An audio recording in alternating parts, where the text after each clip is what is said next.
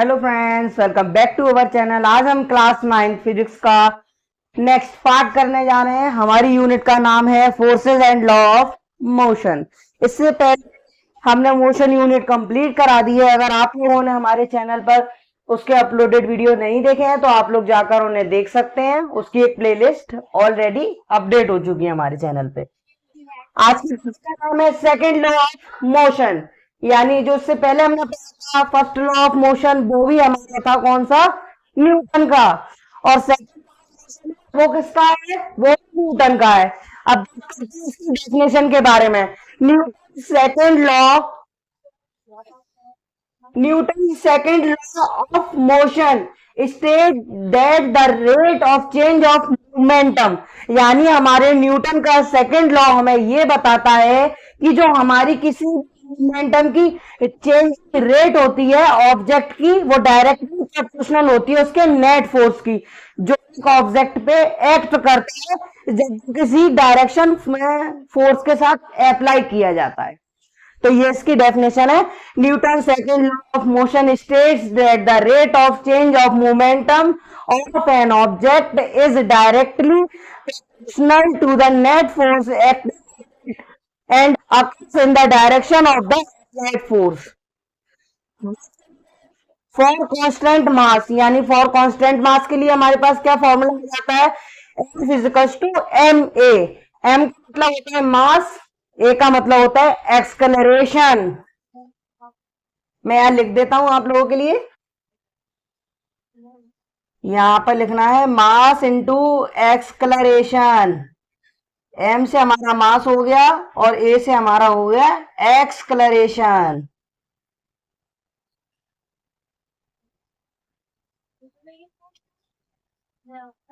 ये हो गया एक्सकलरेशन। तो हमारे पास जब कांस्टेंट मास होता है तो उसकी एक्सकलरेशन का formula F is equal to ma।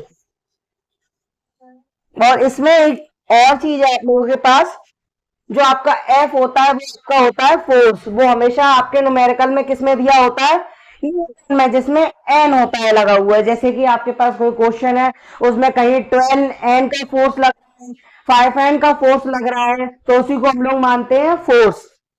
मास हमेशा केजी में दिया हुआ आपके क्वेश्चन में, एक्सकलरेशन मीटर सेकेंड स्क्वायर में दिया जाता है। जैसे अगर आपके पास कोई उसकी मोशन हो रही है तो आपके उसमें लिखा होगा a car is moves by the speed of 5 metre per second square, उसकी ये दिया हुआ। अब ये मेरे पास एक पहली डेफिनेशन थी और एक ये दूसरी है, ये दूसरी है और ये पहली है। तो मैं आप लोगों से ये कहना चाहता हूं, अगर आप लोगों को ये वाली इजी लगे तो ये वाली याद कर लीजिएगा, ये वाली इजी लगे तो ये वाली याद कर लीजिएगा। अब इसमें क्या है, Newton second law of motion states that the rate of change of momentum of an object directly proportional to applied unbalanced force takes place in the direction in which the force act. यानी ये वाली definition लगभग इसी की तरह ही है, same to same. बस इसमें फर्क इतना है, हमारे पास यहाँ पर क्या नई चीज आ गई है, अनबैलेंस्ड फोर्स आ गया है इसमें, और यहाँ पे और कुछ भी नहीं है, सेम है। यहाँ बात करी जाए, हमारे पास क्या था, net force acting on it and occurs in the direction of applied force. तो डायरेक्टली प्रोपोर्शन के बाद इसमें नेट फोर्स नहीं दिया है, unbalance force takes place in the direction in which the force act. यानी इसमें जो हमारी न्यूटन की सेकेंड लॉ ऑफ मोशन होती है उसमें चेंज ऑफ मोमेंटम होता है ऑब्जेक्ट का, वो डायरेक्टली प्रोपोर्शनल होता है आपके अप्लाइड अनबैलेंस्ड फोर्स से। वो आपका किस में जाके डायरेक्शन अपनी ले लेता है, फोर्स में, वहां पे इसका एक्ट होता है। तो जहां भी इक्वल टू ए में लिखा आ जाए तो उसका पूरा एक फॉर्म होती है, इसको बोलते हैं मास, इसको बोलते हैं एक्सकलरेशन। एम माने मास, ए माने एक्सकलरेशन, और इसको मिला के लिख देते हैं एम ए,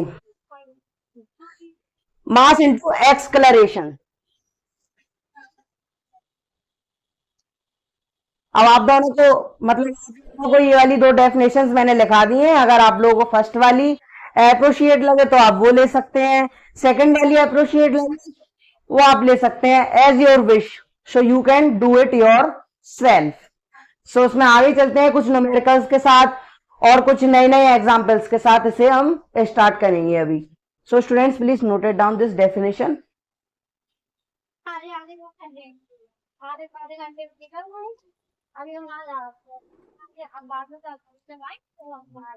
इसका एक एग्जाम्पल है आप लोगों के पास Newton second law of motion का, pushing a car versus bicycle.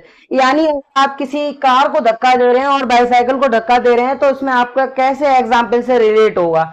Imagine you push a bicycle and a car with same force.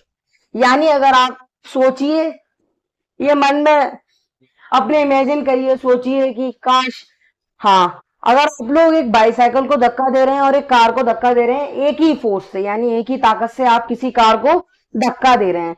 यानी मेरे पास ये मार्कर है, ये मार्कर है, मैं इसे एक ही ताकत से धक्का दे रहा हूं, और दूसरी तरफ मेरे पास क्या है, एक डस्टर है, मैं उसे धक्का दे रहा हूं सेम फोर्स से। तो क्या होगा, इसका एक एग्जाम्पल है, हम जब बाईसाइकिल को धक्का देंगे तो वो क्विकली आगे मूव कर जाएगा क्योंकि उसमें क्या है, लेस मास, लेस मास यानी मास कम है, वजन कम है उसका।